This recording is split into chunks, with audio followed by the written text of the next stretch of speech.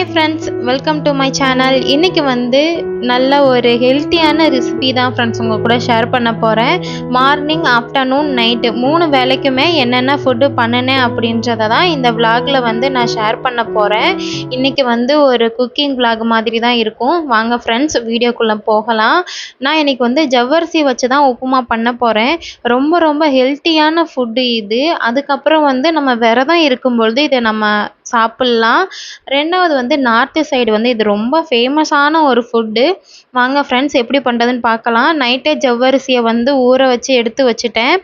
ஒரு உருளைக்கிழங்கு வந்து தோல் சீச்சு நல்ல பொடியாக கட் பண்ணி வச்சுக்கிட்டேன். அப்புறம் லெமனு, கருவேப்பிலை, கொத்தமல்லி, காரத்துக்கு வந்து சில்லி ஃப்ளக்ஸ் கொஞ்சம் எடுத்து வச்சுக்கிட்டேன். அதுக்கப்புறம் வந்து வேர்க்கடலையை வந்து நல்லா வறுத்து தோல் நீக்கி அதையும் கொஞ்சம் எடுத்து வச்சுக்கிட்டேன். ஃபஸ்ட்டு வந்து ஊற வச்ச ஜவ்வரிசியில் ஒரு சின்ன துண்டு இஞ்சியை வந்து ஃபஸ்ட்டு தட்டி சேர்த்துக்கிட்டேன்.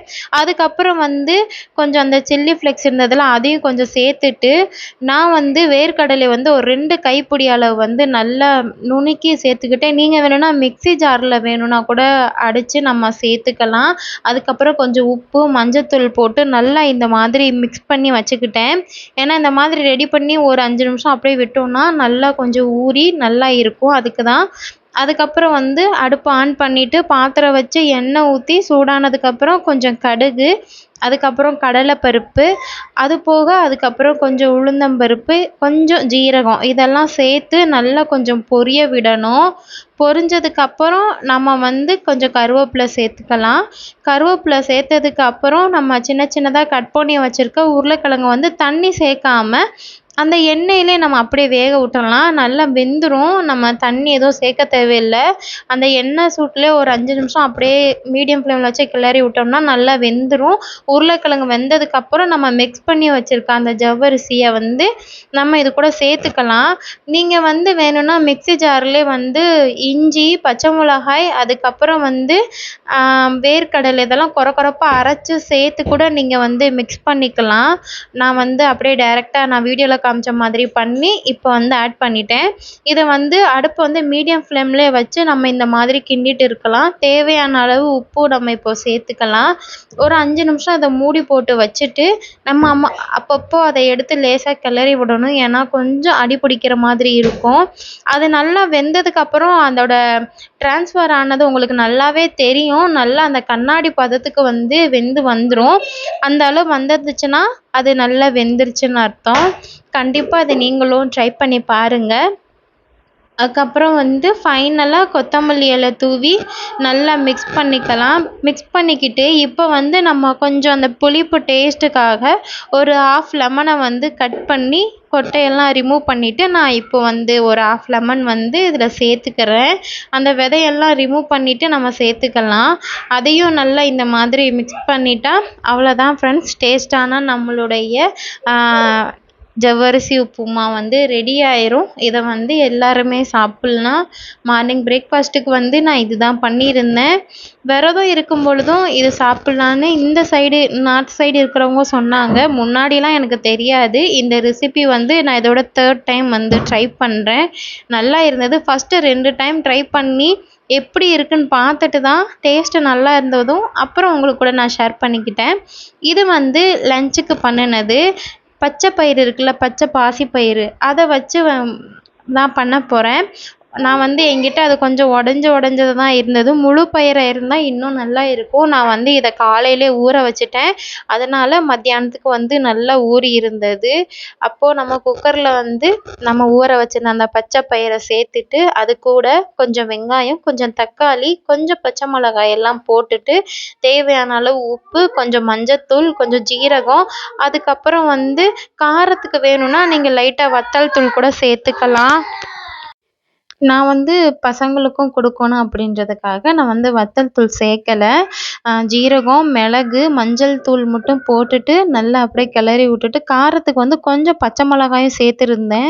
அவ்வளோதான் ஃப்ரெண்ட்ஸ். தேவையான அளவு தண்ணி ஊற்றி இதை குக்கர் மூடி போட்டுட்டு நம்ம ஒரு 5 விசில் விட்டாலே நல்லா குழஞ்சி வந்துடும். நம்ம பயிர் ஊற வைக்காமல் வச்சோம்னா தான் ரொம்ப லேட் ஆகும். நான் தான் காலையிலே ஊற வச்சதுனால நல்ல ஒரு 5 விசில் வரும் பொழுதே இந்த மாதிரி வெந்து வந்துருச்சு. நான் பயிர் ஊற வச்சு ரெடி பண்ணும்போதே கொஞ்சம் ஒரு சின்ன நெல்லிக்காய் சைஸ் அளவு வந்து குட்டி நெல்லிக்காய் சைஸ் அளவுக்கு வந்து புளி ஊற வச்சுருந்தேன்.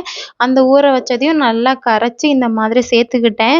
சிலர் வந்து புளி சேர்க்காமயே இதை அப்படியே பண்ணுவாங்க. நான் வந்து அப்படி பண்ணல. கொஞ்சம் புளி சேர்த்து தான் பண்ணுனேன். ஏன்னா அப்போ தான் வந்து குழம்பு மாதிரி கொஞ்சம் அந்த டேஸ்ட்டு கொடுக்கும். அதுக்கு தான் நம்ம புளி ஊற்றுறது.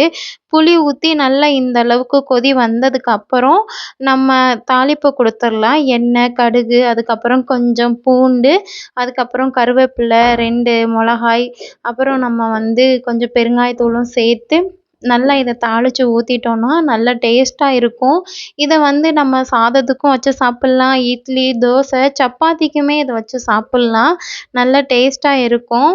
நான் வந்து இது வந்து ஒரு ஆந்திரா அக்காக்கிட்ட இருந்து தான் கற்றுக்கிட்டேன். நல்லா இருக்கும். கண்டிப்பாக நீங்களும் இந்த ரெசிபியும் ட்ரை பண்ணி பாருங்க. ஏன்னா பச்சை பயிறு வந்து ரொம்ப ரொம்ப ஒரு ஹெல்த்தியான ஒரு பயிறு தான். வேக வச்சு சாப்பிட்றது வந்து அந்த அளவுக்கு ரொம்ப ரேராக தான் இருக்கும். அதனால நான் வந்து இப்படி குழம்பாவே வச்சு பண்ணிடுறது. அதுக்கப்புறம் நைட்டுக்கு வந்து சப்பாத்தியும் முட்டை தொக்கு பண்ணலான்னு சொல்லி அந்த வேலைகள் எல்லாம் பார்த்துட்டு இருந்தேன். அன்னைக்கு நைட்டு வந்து ஹஸ்பண்டுக்கு வந்து டியூட்டி இருந்ததா, அதனால் இந்த வீடியோ வந்து கொஞ்சம் நல்லா ஃபுல்லாகவே எடுக்க முடியல. கொஞ்சமாக தான் எடுத்தேன். ஏன்னா வீடியோ எடுத்துகிட்டே வேலை பார்த்தோன்னா ரொம்ப லேட் ஆயிரும். 8 மணிக்கு அவங்க போகணும். நான் வந்து கிச்சனுக்குள்ளே வந்ததே ஒரு 7:20 கிட்ட தான் வந்தேன். நான் வந்து அவங்களுக்கு லேட்டாக தான் போவாங்கன்னு நினச்சேன். பார்த்தா கொஞ்சம் சீக்கிரமாகவே போகணும் அப்படின்னு சொல்லிட்டனால கொஞ்சம் இது வந்து எல்லாருக்குமே தெரிஞ்ச ஒரு ரெசிபி தானே, அதனால் வந்து கொஞ்சம் வீடியோ எடுக்க முடியல. ஏதோ எடுத்த வரைக்கும் கொஞ்சம் கவர் பண்ணிட்டேன். எண்ணெய் ஊற்றி கடுகு போட்டுட்டு, கடுகு பொரிஞ்சதுக்கப்புறம் கருவேப்பிலை, பச்சை மிளகாய் சேர்க்குறதுனாலும் சேர்த்துக்கலாம். அதுக்கப்புறம் வெங்காயம் எல்லாம் சேர்த்து நல்லா இந்த மாதிரி வதக்கி விட்டுக்கலாம். வெங்காயம் நல்லா வதங்கினதுக்கு அப்புறம் நம்ம கட் பண்ணி வச்சுருக்க தக்காளியும் நம்ம வந்து இது கூட சேர்த்துக்கலாம். நம்ம கட் பண்ணி வச்சுருக்க தக்காளி எல்லாம் நல்லா வதங்கினதுக்கு அப்புறம் காரத்துக்கு வந்து கொஞ்சமாக வந்து நான் வீட்டு மசால் மட்டும்தான் சேர்த்துருந்தேன். வேறு எந்த மசாலுமே போடல.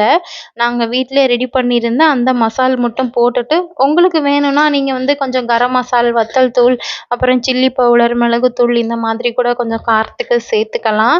நான் வந்து வீட்டு மிளகாத்தூள் மட்டும் சேர்த்து நல்லா வதக்கிட்டு கொஞ்சம் தண்ணி ஊற்றி அந்த வாசனையெல்லாம் போனதுக்கு அப்புறம் மசால் வாசனைலாம் போனதுக்கப்புறம் நல்லா ஒரு 2 முட்டையை உடச்சி ஊற்றி நல்லா மிக்ஸ் பண்ணிட்டேன். நல்லா முட்டை தொக்கு வந்து ரெடி ஆயிருச்சு. இது வந்து சப்பாத்திக்கு நல்ல டேஸ்ட்டாக இருக்கும் ஃப்ரெண்ட்ஸ். அவ்வளோதான் ஃப்ரெண்ட்ஸ், வீடியோவோட எண்டுக்கு வந்தாச்சு. நீங்களும் இந்த ரெசிபி ஒரு ஒரு நாளைக்கு ட்ரை பண்ணி பாருங்கள், நல்லா இருக்கும். ஓகே ஃப்ரெண்ட்ஸ், பாய். இன்னொரு வீடியோவில் பார்க்கலாம். தேங்க்யூ. இந்த வீடியோ உங்களுக்கு பிடிச்சதுன்னா லைக் பண்ணிக்கோங்க ஃப்ரெண்ட்ஸ். கமெண்ட் பண்ணுங்கள், எதுனாலும் கமெண்ட்டில் சொல்லுங்கள். ஓகே ஃப்ரெண்ட்ஸ், பாய். கண்டிப்பாக நம்மளுடைய சேனலை சப்போர்ட் பண்ணுங்கள். சப்ஸ்கிரைப் பண்ணாதவங்க சப்ஸ்கிரைப் பண்ணிக்கோங்க. ஓகே ஃப்ரெண்ட்ஸ், பாய். தேங்க்யூ.